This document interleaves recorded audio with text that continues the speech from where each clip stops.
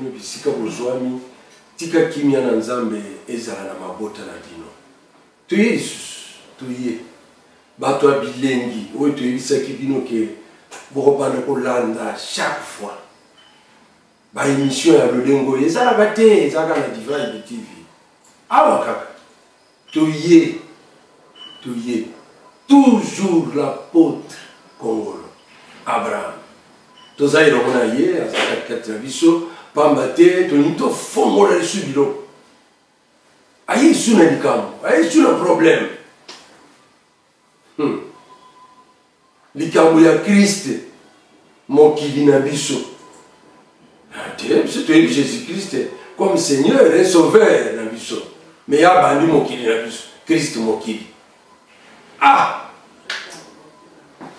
bande ko tokofongola biloko oyo tokofongola yango na yebisiyo yebisaka ndeko bipai bafandi na musa bandeko yebisaka ngwete bato ya bilengi babandi biso tobandi biso bato ya bilengi ok bandeko balandi tozali na ntoma na nzambe apôtre Abraham Congolo azali elongo na biso.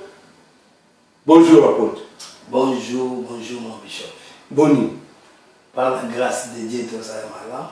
Mais apôtre makambo yo yela biso na bani na yo ngaka bani na yo makambo yela biso Christ mokili et comme il sunini fongola ngai nous avons sélectionné cadre beaucoup meilleur à préparer après qu'on prépare à toutes les conditions.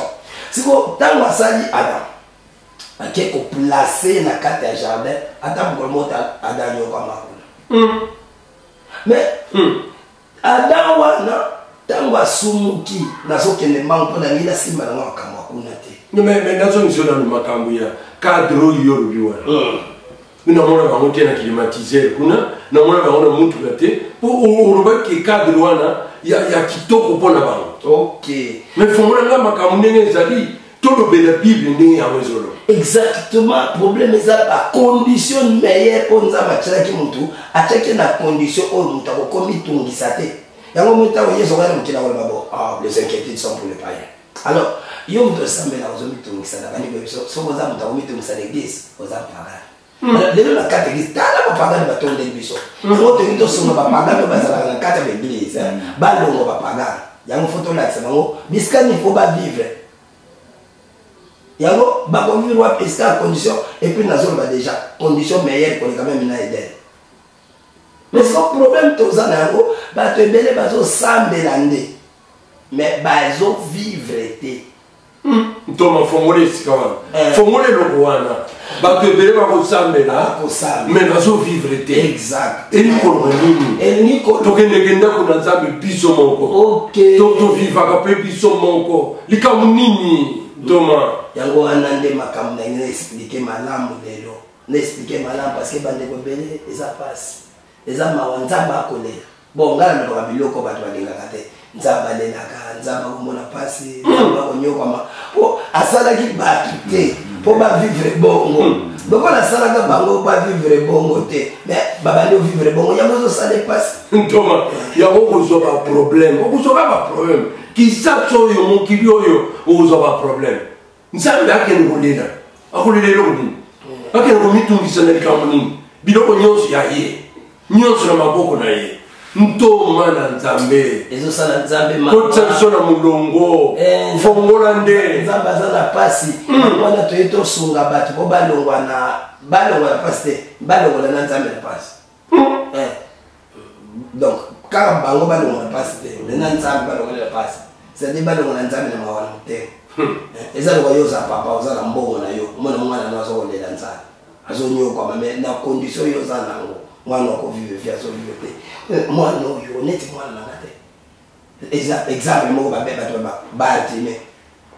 Bartime elingo bali mwana ya Time so mwana ya Time aza na honorable Time aza na moto monene moto bozwi moto bomengo mboka bomeyebaki Time so mwana na ya se retrouver na barabara mandia aveugle donc na condition moko yango te ntoma na nzambe biloko oyo fongola koyo uzwa kango wapi okozwa biloko oyo wapi na Bible alors au moment que siko batali ran ya mutu wana time batali mwana na ye esimba te eza ko bandimikiza lelo eza ko bandimina RDC batali bo priere bele ma bondeli makasi kokila makasi metala nchana tala konyoko tala kotulisa pona bazali ko na bantime tata neti mazala nyos mais mwana za kamande est-ce que mwana ya bossa kokoza mutu akosenga senga lelo pour ni balanzabe bazo koma neti bato pasi koleka bato nyos so ni mwana bato pasi ya kena kuto kwa l'église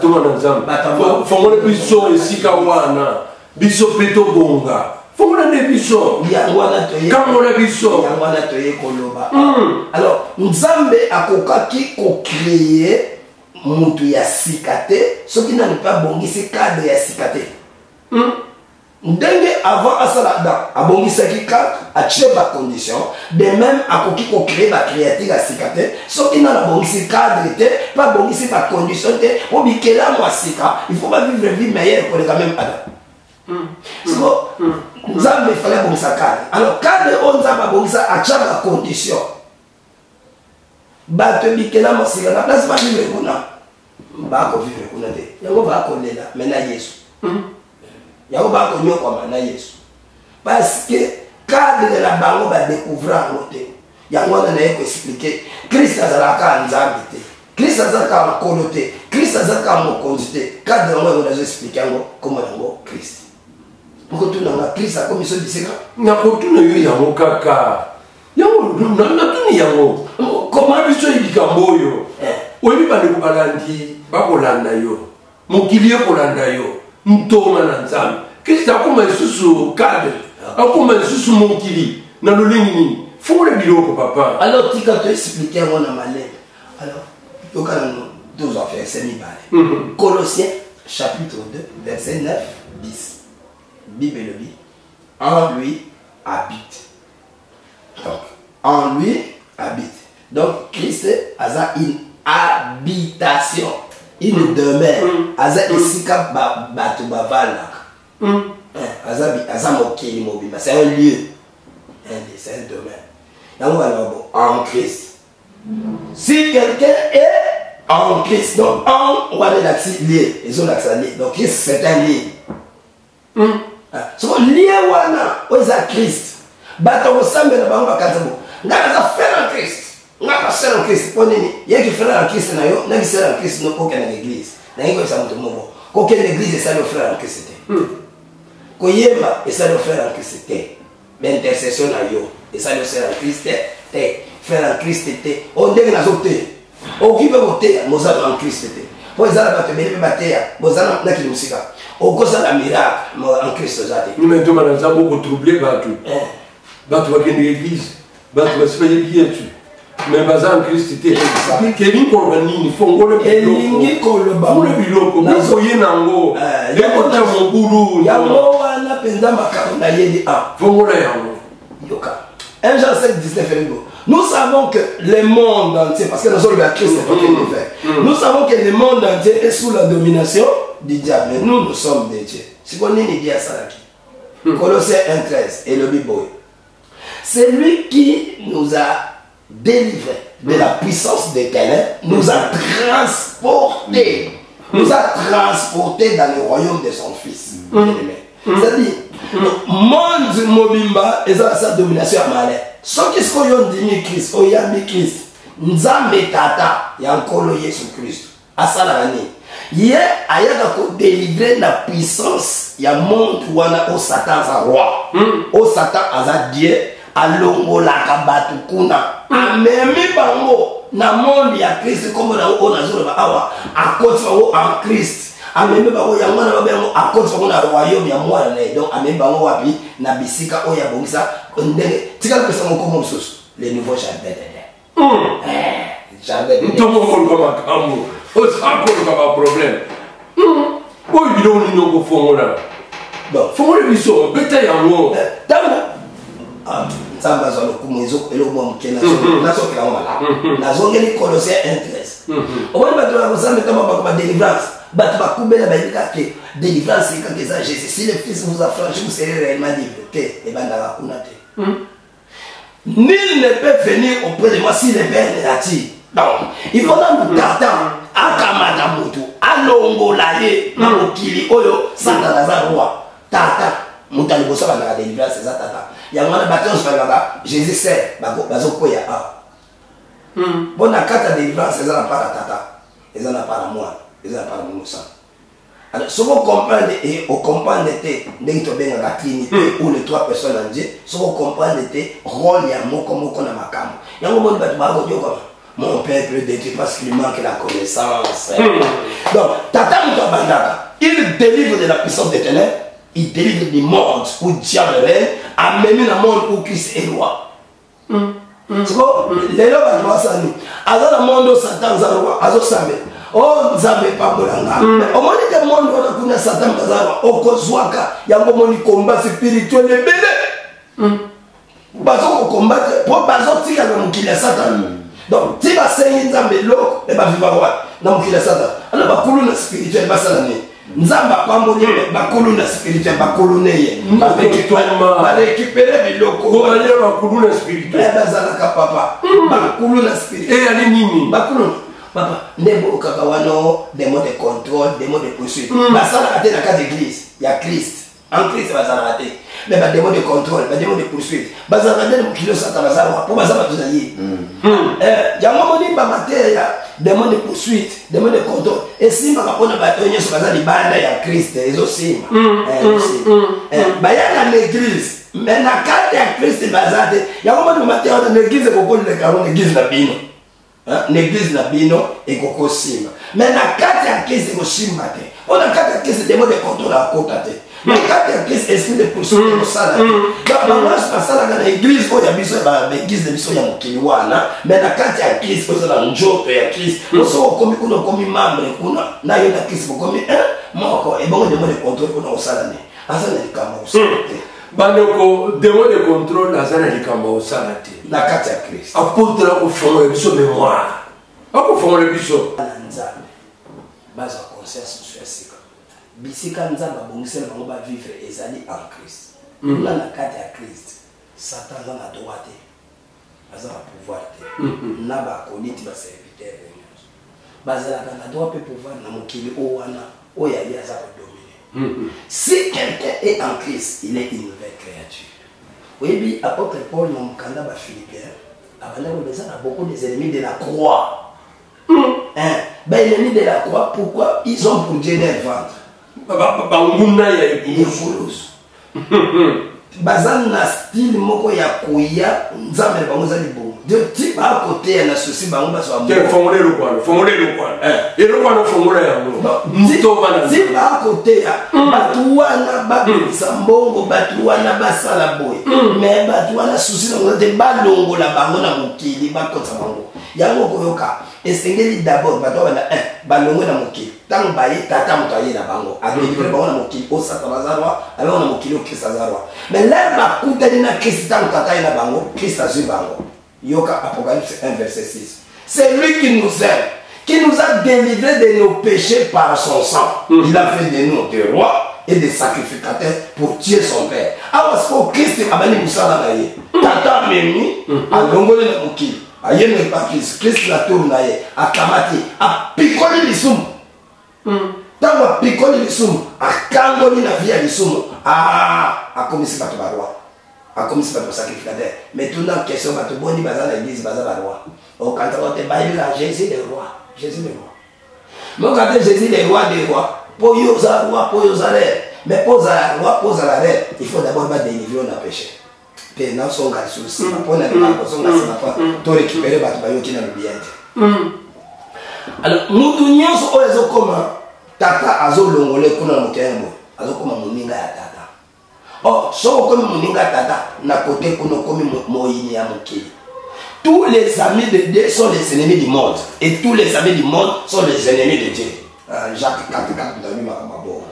Donc soki tata délivrer kuna po et kuna soki na tilimo na nga bako nyokola ye bako lelisaka ye bako sale mabe ya mofalonga aya na mokili au Christ oh na kati ya Christ de tobaki Colossiens 2 9 10 na 1 et tonda na bonzambe et puis yoka nzambe Dieu a voulu que toute la plénitude de la divinité habite corporellement en Christ. Vous n'avez pas besoin de elingo bani elingo bamaloba nzambo eza nzambe soki bato bandi koyoka yango kuna na kati kise molimo santation yako habandi kolatisa yango nzoto c'est-à-dire bato bandi kaka bakomi na via kebala kaka oka o dans son année tout ce qui gloire ezalaka bapale oyo te ezalaka pale wana parce que kuna péché elongwe gloire na gloire moto ezalaka kuna elelo omona moto ebisalo ngai naza mwana na nzambe soki otali kabo gloire eza te epaza en Christ te azande yango moni bo tozala bana ya badadi ebele bana ya badadi mais sauf que bana ya nzambe baza ya koluka eloko ofuko koluka ofongola wana mtoma bakolina yo nango badadi toyi kosunga bango na badadi fale basalela bayesu bayekoli yango moni tozala bafanatique ya bapasteur na baeglise mais tozala bakristu te bato oyo bakotambola lokola Christ bakosala lokola Christ parce que objectif final de l'évangile c'est ça que patrios bako bassemblé na Christ. Exemple, Rebecca akamati Jacob asalié Esau parce que Isaac a besoin de pambola na Esau. Isaac a besoin de pambola Jacob te. Alors Isaac oyo a besoin de pambola Esau, aza type ya tata nzambe. Siko Esau aza type ya mwana liboso. Aza mwana liboso. Esau aza mwana liboso. Maman Rebecca attendait à l'objet te. Dans un cas de révélation que oya ndeke ya kolekela. Maman Rebecca siko aza lokola pasteur. Akamati Jacob. Jacob lui papa yelinga ayepe Esau lui etali etali ngai. Ngabu tuna kosala yo. Akamati azui Jacob akomisier Esau. Pasteur, vous savez nzambe. Au moins bato na bazo yoka batela yo. Longola bango bango. Komisa bango Christ parce que Christ est premier né. Lokola Esau premier né. Donc, esengeli pasteur, azo bato ba ya yoka yowana. O to beka bandimo. Zwa bango. Bongola bango komisa bango Christ. Et ce qui va comme Christ, comment nous donnera-t-il possible toutes choses avec lui? Comment? Si Dieu n'a pas épargné son propre fils, il a sacrifié pour nous. Comment nous donnera-t-il possible? Au moins, il y a des accessibles car sur le monde Christ. Il y a un monde qui a parce que tant que nous avons un monde qui est il y a un monde qui est comme en Christ. Pour qu'on en Christ, c'est qu'on a expliqué pour qu'on il faut qu'on fasse. L'évangile. Et si on a des mamans dans les camps, puisque pas tout le monde dit, va pour que ce qu'on va y aller, non pour qu'on t'en ait. Exactement. Alors pour Okota, il faut pas kamatayo, babati ça. Romains chapitre 6 verset 3-4. Ignorez-vous que nous tous qui avons été baptisés en Jésus-Christ, et un baptême d'autres papa, l'imisarai, pour le monde qui est baptisé au Kamisi Kalamoko, le monde qui est baptisé la Fiamai. Nous tous qui avons été baptisés en Jésus-Christ, c'est en sa mort que nous avons été baptisés et nous avons été ensevelis pour que, tant que nous avons nécessité, nous avons marché dans la nouveauté de vie. Pour la nouveauté de vie, et ça vie à battre, c'est quoi? Donc, vie chrétienne, aspect nango ya liboso, et ça vie à résurrection. Alors, mutakoko kota na mokili ya Christ était, soki na kufi na mokili ya batanjoto te, na mokili ya Satan te, na mokili ya masumu te, na mokili ya mabete. Donc, et c'est ngeli batu ba kufa de l'autre côté, pour ba ya kubima koto ba banda film suya. Donc, les lois batu bazo nyoko aponi, bango ba libo, nzambe pambola biso mais na mokili Satan za mokonzi. Nzambe pesa biso na mokili Satan za kolenye. Nzoka ne nzambe ye moko azolongola bango na mokili wana ameba na mokili mususu. Si quelqu'un est en Christ, il est une nouvelle création. Or tant que tu as dans Christ, ye moko tata nzambe so yambaka ye ko. Pona a réconcilier mutu na ye moko. Atangela se mutu masumu na ete. Atangela musubi kweli na ete. Yamana ye moko azongisi boyo kandi ya sika. Etanga zoso nsaboyo kandi ya sika. Mutu wana vile nso comme yesengo. So ba kutenya ba makamba. Yesu akolongisa te. Kati ya makambo nyonso tokomi koleka balongi po alingaka biso. So bolingo Yesu ekomisi koleka molongi. Monani molongi? Yesu. Yesu aza molongi. Eza ya solo aza molongi. Bande ko balandi. Makambo ezali somo. toko yekola makambo toko kenge mozindo avec Abraham ntoma na Nzambe apôtre Kongolo mwana mobali ako manyola biloko aza ko fongola bo comprendre et bon tozala en Christ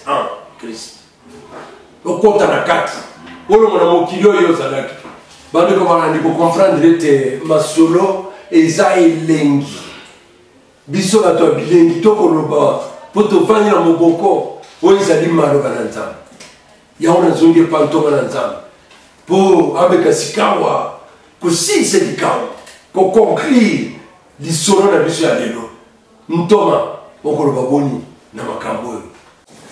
Colossiens 2:10 et le but, vous avez tout pleinement en lui, qui est le chef de toute domination et de toute autorité. Et le connu sur le loka, la carte à Christ c'est ça. Moni, aux autres qui ne connaissent pas les bandes, il n'y a pas mal.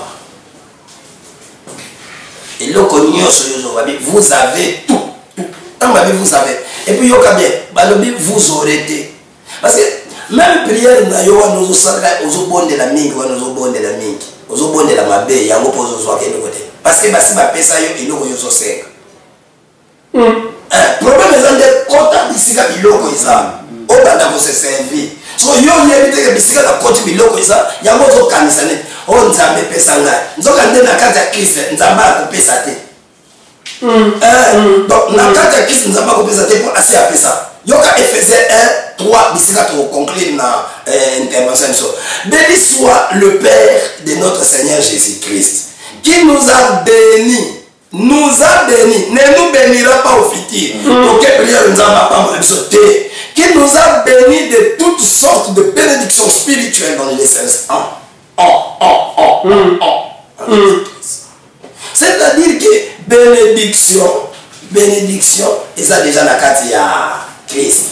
Nous avons ça bénir, biso ako bénir, biso la fidélité. Voilà côté d'ailleurs ce bandeko, bah côté la carte à Christ, bah vivre na Christ, azamukini na biso pour nyoso ezali. Maso, mazali na carte à Christ. Masolo na biso alelo, tosuki awo, tosuki si na biso alelo, tosuki si. Pona kolobete ntoma na Nzambe, Nzambe apambola ye. Et na koyi biso ete masolo si, ngana lobi esili. Na lobi esili. Oko boye nini esili. Etikeli mosusu ekolanda. Tozaka kala bino. Totika bino te. Bande ko balandi tosukisi awo boye. Nani koyi biso ete landaka biso mikolo nyonso.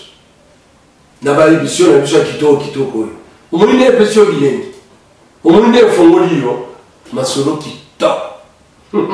kitoko yango nazongi mpona koloba merci na bino nyonso kolandi biso lelo tika nkolo yesu apambola bino na kati ya régi na biso tozalaki na mwana mayele mosimbi bipende azali partout na bakamera na biloko nyonso Élysée mwana mayele bipai azali kuna na régie Nzamba pambola ye toza na docteur Onésime azali longona biso mpona kolandela mai nyonso tokosala awa a ekipe ya monene évêque bazala na pointe mpona kotalatala ekoleka nini bilili elekimaki nini ate ekipe monene ya Divine TV tika Nzambe na lola apambola bino nyonso mpona biso lelo tolobi tosukisi awa penga na lobi boye bye.